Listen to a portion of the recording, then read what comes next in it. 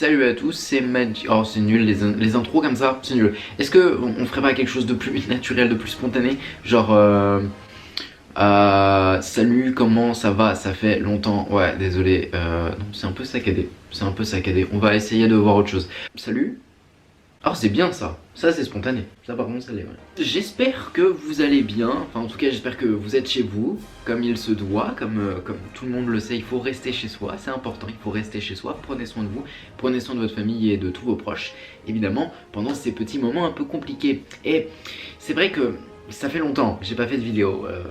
C'est clair et net. Je vous dois carrément je vous dois carrément des explications, hein. Vraiment là ça fait longtemps, j'abuse de ouf, hein. Vraiment on va pas se mentir. Mais voilà, comme vous pouvez le voir, j'essaye de faire des vidéos comme je peux. Là je vais pas vous mentir, j'ai pas mon trépied, j'ai que ma caméra, j'ai pas mon micro, j'ai pas mes éclairages. Mais là j'ai pas d'excuses, donc je vais faire une vidéo. Je me suis dit vas-y, c'est le moment ou jamais. Donc me voici, me voilà. Et aujourd'hui effectivement je vous fais mon retour d'expérience comme je vous l'ai toujours promis. Et en plus de ça je m'en profitais pour vous en parler un petit peu. Mais c'est vrai que je fais plus beaucoup de vidéos, normal, maintenant je travaille et c'est le sujet même de cette vidéo. C'est pas le pourquoi je ne fais pas de vidéo, mais plutôt comment ça se passe de travailler à Disneyland Paris. Qu'est-ce que ça fait d'être cast member, qu'est-ce que ça fait d'être employé et embauché par l'entreprise qu'on apprécie, qu'on admire depuis qu'on est petit, etc., etc. Tout ça, on va en parler tous ensemble. Et surtout vous m'avez posé des questions il y a longtemps.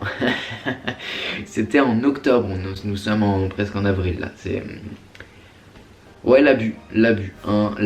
Et donc du coup je vais commencer tranquillement par des questions en fait assez logiques. En fait c'est simple, vous m'avez posé plein de questions et moi j'ai pris les questions qui reviennent le plus. Je les formate un petit peu et surtout je les mets dans un ordre qui va faire en sorte que la vidéo va dans ce bon ordre là.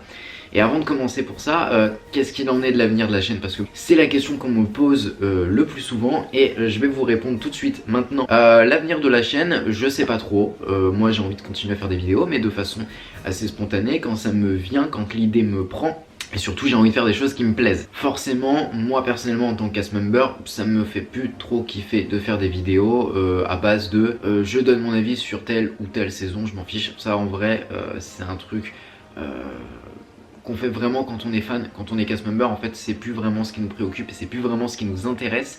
Donc j'ai envie maintenant de faire des vidéos un peu plus sur les cast members. J'ai envie de mettre en avant les cast members, donc je sais pas comment ni pourquoi, j'en sais rien. Mais maybe appel à témoignage, s'il y a des cast members qui veulent parler de leur métier en vidéo, pourquoi pas, ça me ferait plaisir. C'est des trucs qui me font kiffer, moi personnellement c'est des trucs qui m'intéressent beaucoup plus maintenant que je travaille à Disney. Et du coup j'ai envie d'en parler à mort. Puis après c'est des vidéos sur tout ce qui est storyline, sur des histoires de train, des histoires de bateaux, tout ça, etc., etc. Bref, vous verrez, je vous expliquerai un petit peu plus en longueur, un de ces quatre, maybe peut-être dans un live. Enfin bon bref, on commence avec la première question qui revient le plus souvent, c'est comment qu'on fait en fait pour comment qu'on fait pour travailler à Disney. Et ben comment on fait pour travailler à Disneyland Paris? C'est assez simple. Il faut postuler effectivement sur Disney Careers. Il faut regarder en fonction du métier que vous souhaitez faire, en fonction aussi de ce que le métier, en tout cas l'offre d'emploi, demande comme qualification, demande comme expérience, etc., etc. Tout ça c'est très important à prendre en compte. Pour les métiers, je sais qu'en général c'est ce qui revient le plus souvent, c'est les métiers opérationnels. Donc pour tout ce qui est métier genre employé de restauration, vendeur boutique, opérateur animateur attraction, hôte de propreté, etc., etc., serveur et tout ce qui va avec. C'est des métiers qui en général, les débutants sont acceptés et surtout en général on vous demande pas de diplôme particulier, hein. Voilà, si je vais sur l'exemple d'opérateur animateur attraction, il n'y a pas de diplôme d'attraction, donc logiquement vous pouvez assez facilement devenir opérateur animateur attraction. Après ça dépend de plein d'autres facteurs et on va y revenir juste après. Donc bref, bon, vous postulez sur Disney Careers, c'est simple, vous mettez votre CV, vous mettez votre lettre de motivation. L'aide de motivation c'est rarement demandé sur Disney Careers, c'est plus le CV qu'on va regarder, il me semble. Moi en tout cas j'ai jamais eu à mettre de lettre de motivation sur Disney Careers.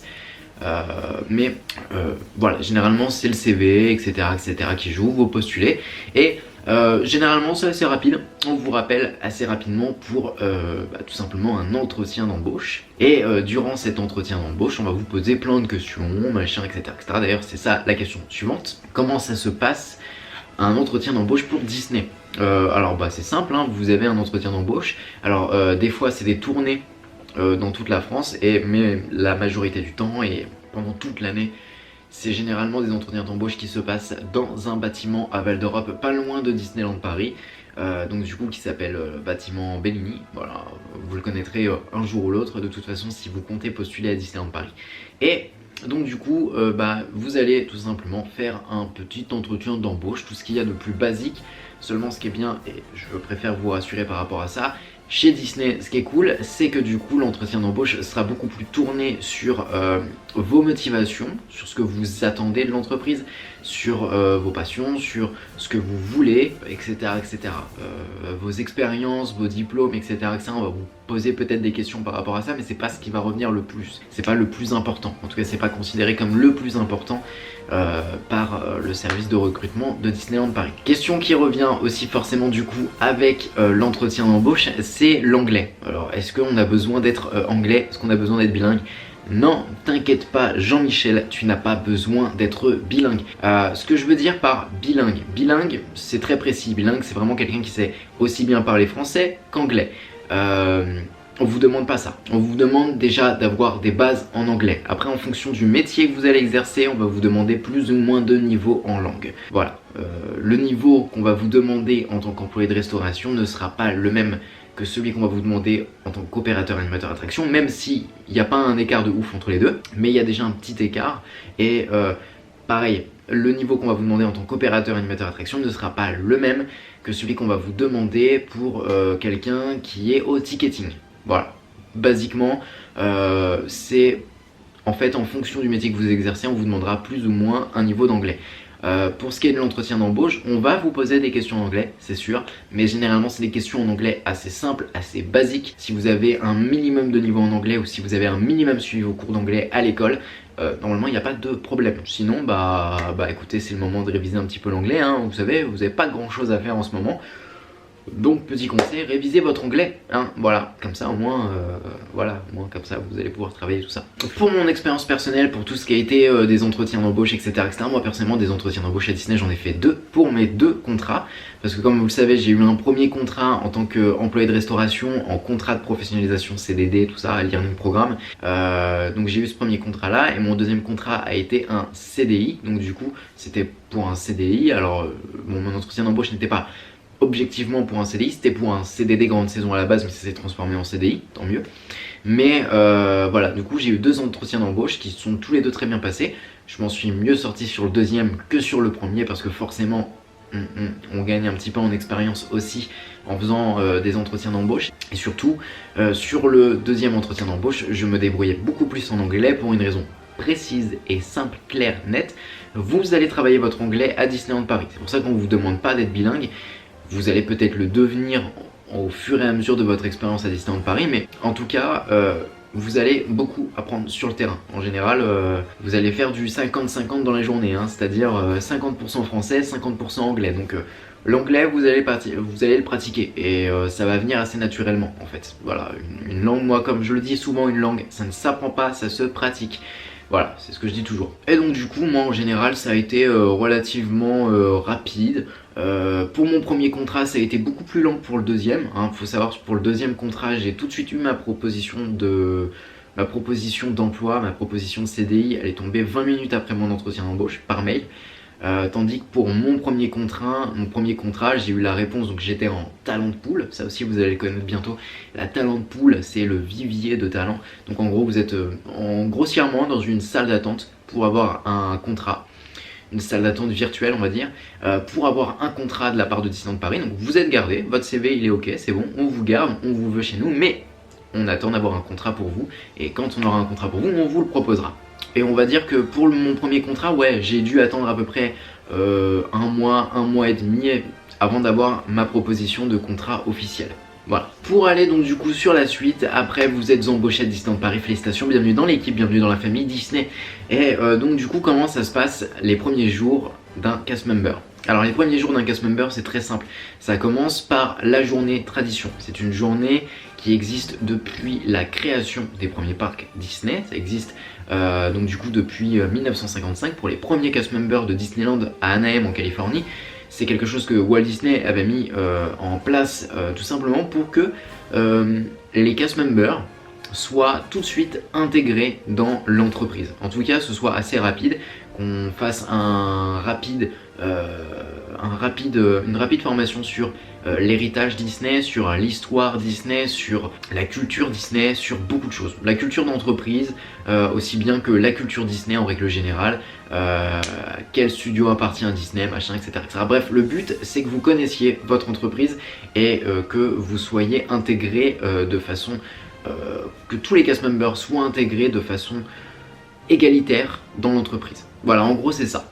Le but de la tradition, c'est ça. Et c'est la meilleure journée de votre vie. En tout cas, si vous êtes fan de Disney, c'est la meilleure journée de votre vie. Hein, parce que vous allez voir des discours de Walt Disney, de Bob Iger, Bob Chapek maintenant plutôt, mais en tout cas vous aviez déjà les deux à l'époque. Voilà, plein d'autres choses, tout simplement en fait, c'est une journée trop cool. C'est une journée où en fait, c'est simple, imaginez-vous dans une salle de classe et toute la journée, c'est du cours sur Disney. Voilà, bon après si vous êtes fan, ça va être de la révision plus qu'autre chose, hein, mais c'est déjà super bien et surtout, vous allez avoir un super beau pins. Je l'ai pas sous la main, attendez, je vais vous le montrer. Alors, donc du coup, comme je vous le disais, vous allez avoir un petit pins, et ce petit pins, c'est le pins donc du coup Disney Tradition. Alors c'est quelque chose qui n'existait pas il y a encore quelques temps. Ces pins là n'existaient pas, en tout cas ils n'étaient pas fournis. Je sais qu'en tout cas il y a des collègues cast members qui en sont un petit peu jaloux. Parce qu'effectivement, fut une époque, le pins Disney Tradition n'existait pas. Hein.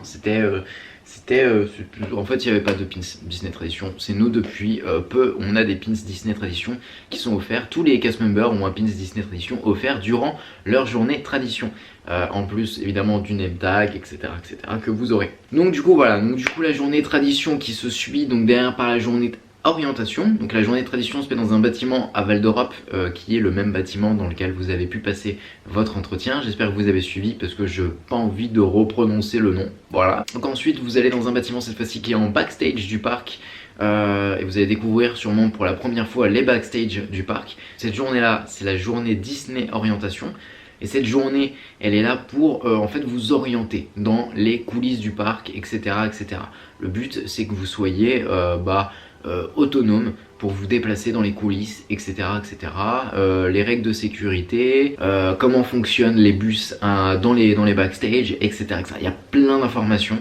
Après il y a beaucoup d'informations privées que je vais garder privées parce que tout ce qui se passe en backstage reste en backstage et voilà. Et du coup ensuite vous aurez d'autres journées de formation, mais là par contre ça dépend surtout de votre location, de votre métier. Il y a des métiers, vous allez avoir des formations hygiène, des formations caisse, des formations sécurité, mais en tout cas voilà, déjà globalement c'est ça. Moi quand j'ai fait ma tradition, mon orientation, etc., quand j'ai fait mon petit programme de formation, parce qu'on le fait une fois, pas deux, en fait vous le faites une fois, pas deux, mais genre, ce que je veux dire, vous le faites une fois, pas deux, c'est surtout que vous allez faire une bonne fois pour toutes votre tradition. Si vous avez derrière, si vous quittez l'entreprise mais que vous revenez dans, je sais pas, imaginons 2-3 ans, là vous aurez de nouveau une tradition, mais si vous avez quitté l'entreprise pendant quelques mois, voire maximum 1 an, vous n'aurez pas de nouveau une tradition, une journée orientation et tout le bazar. Voilà.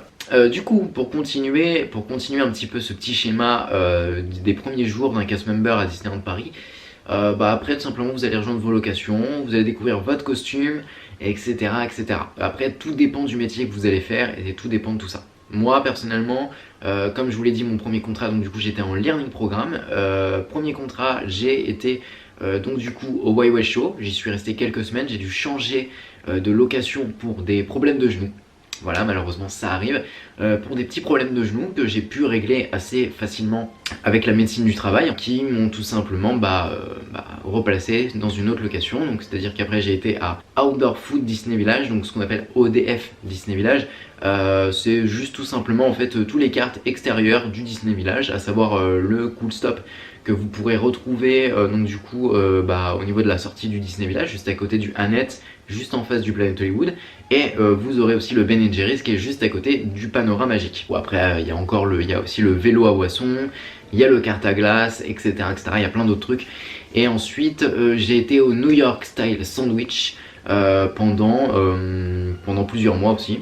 Voilà, en gros ce contrat là a duré au total 7 à 8 mois à peu près. Et donc du coup, faut le savoir, le learning programme, vous avez des cours à côté, donc du coup des cours qui sont en backstage, des cours d'anglais, des cours de restauration, des cours de culture des parcs d'attractions, etc. etc. De quoi en fait de quoi faire de vous le meilleur cast member possible, en gros. Et moi j'ai eu mon petit diplôme, hein, franchement voilà, hein, j'ai eu mon petit diplôme, mon petit CQP, c'est comme ça qu'on appelle ça, en tout cas c'est un contrat de qualification professionnelle, en gros, voilà c'est ça. Et donc du coup c'est un diplôme de qualification professionnelle qui est homologué par l'État, totalement homologué par l'État, qui reconnaît que je suis apte à travailler dans le milieu du fast-food en parc de loisirs. Voilà. C'est surtout reconnu par toute la branche de parcs de loisirs du monde. Et donc du coup voilà, donc du coup j'ai fait Wai Wai Show, Odef Disney Village, New York Style Sandwich et j'ai aussi fait pendant une journée le Annette Diner. Donc du coup pour un remplacement, voilà, c'était juste le temps d'une journée. Donc du coup voilà, j'ai fait 4 locations sur ce contrat là, en réalité ouais 4 locations on va dire. Et donc du coup j'étais tout le temps au Disney Village. Moi restauration c'était pas le métier qui me convenait le plus, en tout cas c'était pas le métier dans lequel je m'identifiais le plus, c'était pas le métier dans lequel j'étais le plus à l'aise.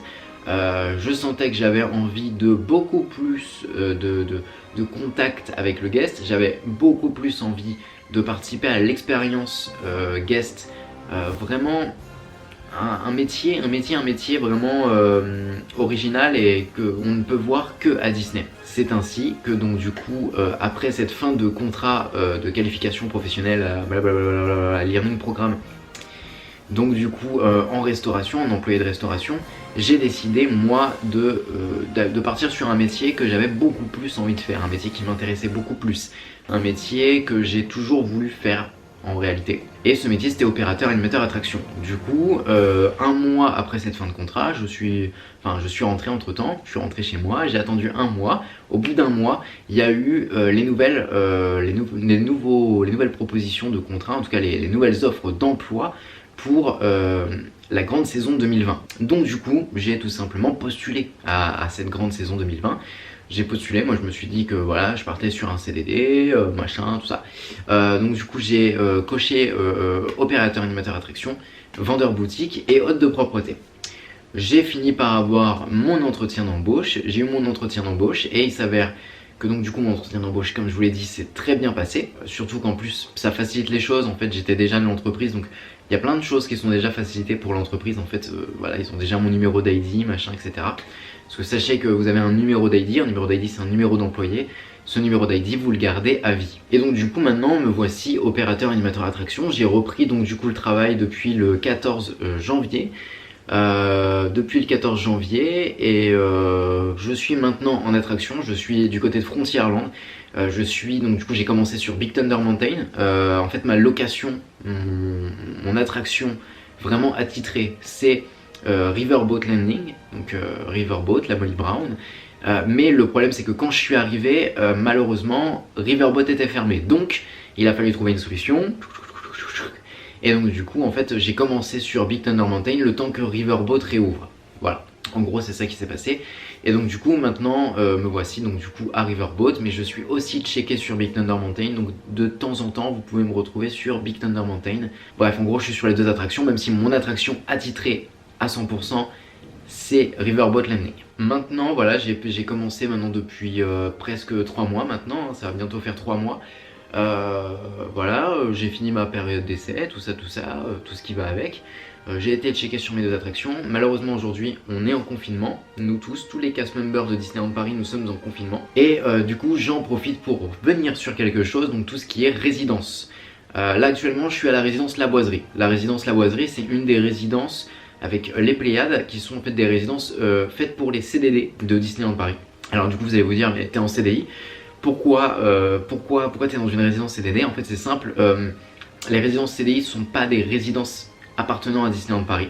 Donc vu que ce ne sont pas des résidences qui appartiennent à Disneyland Paris, c'est des partenaires, etc. c'est un peu compliqué. Du coup en fait de temps en temps il n'y a plus de place dans ces résidences CDI en quelque sorte. Donc du coup il faut nous caser, nous en attendant, dans des résidences CDD. Voilà, en attendant que nous on ait une place qui se libère ailleurs, etc. etc. Et vu que moi je suis hors Île-de-France, forcément j'ai le droit au logement. Et donc du coup je suis pour l'instant à la boiserie. Pour l'instant c'est bloqué, hein, parce que forcément personne ne sort, personne ne rentre dans la boiserie. Donc voilà, mais là la boiserie, sur mon premier contrat j'ai connu les Pléiades aussi. Voilà, etc., etc. Les résidences c'est très sympa, les résidences Disney c'est sympa, les loyers sont pas chers aussi, il faut le savoir, c'est 380 et quelques de loyer par mois. Pour le secteur c'est pas cher, voilà, il faut le savoir, c'est pas cher, vous n'avez pas l'électricité, vous n'avez pas l'eau à payer, le wifi est inclus, en tout cas à la boiserie la wifi est inclus. Bref, il y a plein de choses qui font que quand même franchement c'est cool, voilà. Vous avez le droit à un invité par jour aussi, ça aussi c'est quelque chose qu'il faut savoir, ça fait partie des règles générales en fait, hein, de la boiserie. Évidemment si vous êtes hors Île-de-France, vous n'aurez pas accès aux résidences, malheureusement, les résidences CDD ou CDI. Si vous avez besoin évidemment de vous rapprocher un petit peu du secteur, etc., etc., il y a un service logement au sein de Disneyland Paris et c'est avec ce service logement là que vous devrez prendre contact. Et donc voilà, donc du coup pour l'instant on est tous bloqués, nous tous cast members. Moi je suis bloqué à la boiserie en ce moment, du côté de Manille-le-Hongre. Je suis à quelques minutes du parc, mais malheureusement je peux pas y accéder, je peux pas aller au travail, c'est très frustrant. Mais du coup je me suis dit que bah voilà, j'essaierai un petit peu de vous renseigner, vous, mes petits abonnés que je connais depuis longtemps, bien avant que je sois devenu cast member. Et il y a une question aussi, donc du coup sur laquelle je vais terminer sur cette question là. Cette question c'est du coup, est-ce que tu as perdu la magie Disney? Est-ce que ça a eu une incidence sur ta magie Disney? Est-ce que ça a eu une incidence sur ta vision de l'entreprise? Moi je vais vous le dire en toute honnêteté, ça a eu une incidence, mais dans le bon sens.